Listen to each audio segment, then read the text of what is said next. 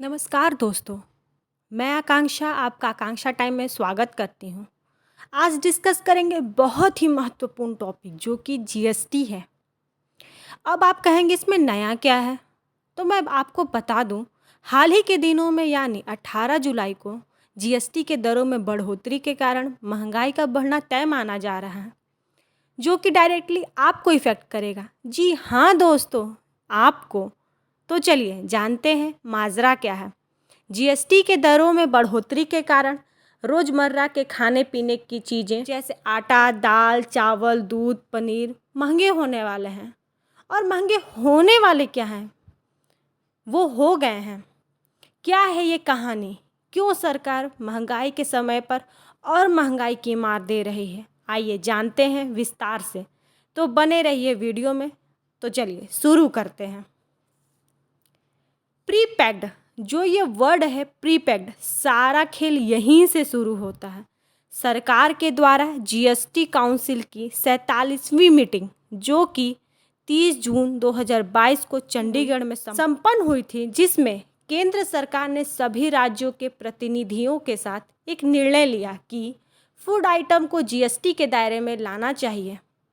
Food item जैसे आटा, दाल, चावल, दूध, दही, पनीर आदि, मतलब रोज़मर्रा में यूज़ होने वाली सारी चीज़ें।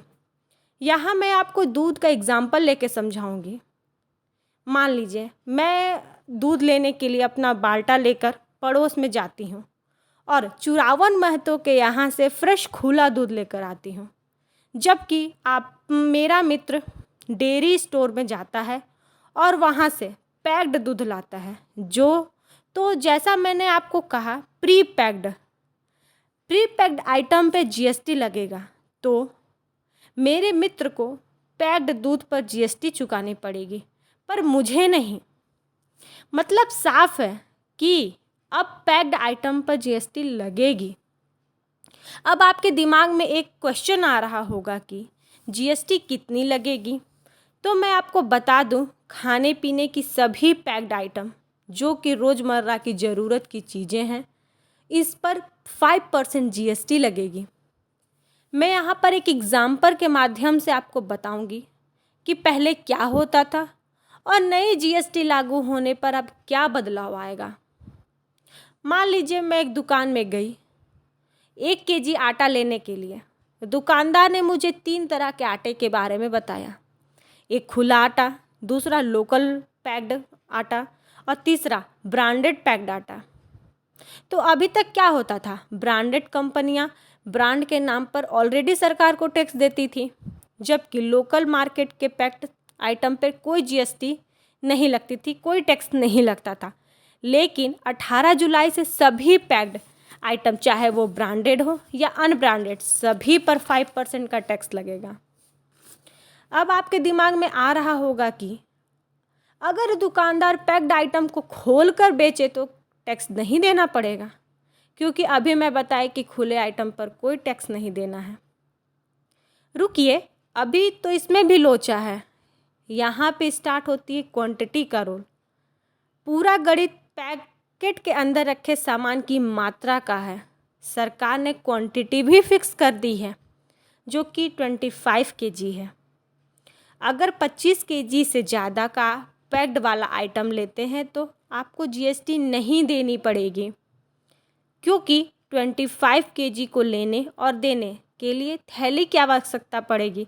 सरकार ये मानती है कि 25 केजी का सामान खुले में लेना थोड़ा मुश्किल है, इसलिए पैक्ड आइटम पे जिसकी मात्रा 25 केजी है या 25 केजी से कम है, उस पर टैक्स लगेगा। लेकिन अब ये जानने की ज़रूरत है कि सरकार ने ऐसा किया क्यों? इन चीज़ों को जीएसटी के दायरे में लाने का क्या ज़रूरत था? तो हम आपको बता दें कि इसके 2 कारण हैं। राज्य सरकारों को कोविड के टाइम पर, राहत पैकेज के टाइम पर बहुत पैसा खर्च करना पड़ा, जिसकी रिकवरी के लिए राज्य सरकार केंद्र सरकार के पास गई और पैसे की डिमांड किया। तो केंद्र सरकार ने कहा, आओ बैठकर कोई निर्णय निकालते हैं। देखिए, अल्टीमेटली पैसा कहाँ से आता है? टैक्स से ही आता है।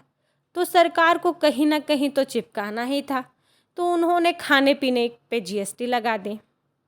और दूसरा कारण यह है कि एक्चुअली होता क्या है, ब्रांड के नाम पे तो बड़ी कंपनियां सरकार को पहले ही टैक्स देती हैं, जिससे उनका सामान महंगा भी हो जाता है और उसी प्रकार नॉन पैक्ड आइटम जो कि जीएसटी न लगने के कारण सस्ती भी बिकती है, जिसके कारण ब्रांडेड आइटमों की बिक्री कम हो जाती है।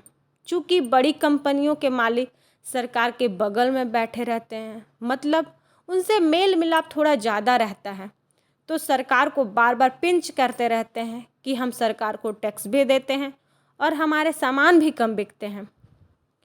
आपको कुछ न कुछ उपाय निकालना पड़ेगा। इन दो पॉइंट्स के कारण ही केंद्र सरकार ने 30 जून को राज्य सरकारों के साथ बैठकर निर्णय निकाला कि 18 जुलाई से सारे खाने पीने के पैक्ड आइटम को जीएसटी के दायरे में लाया जाएगा, जिससे सरकार के पास जीएसटी के माध्यम से एक मोटी रकम तो आएगी ही और बड़ी कंपनियों का मुंह भी बंद हो जाएगा। लेकिन अब आपको बताना है कि खुद इंडिया की महंगाई 7% का आंकड़ा क्रॉस कर चुकी है, जबकि आरबीआई की महंगाई का लिमिट सिर्फ 6% ही है।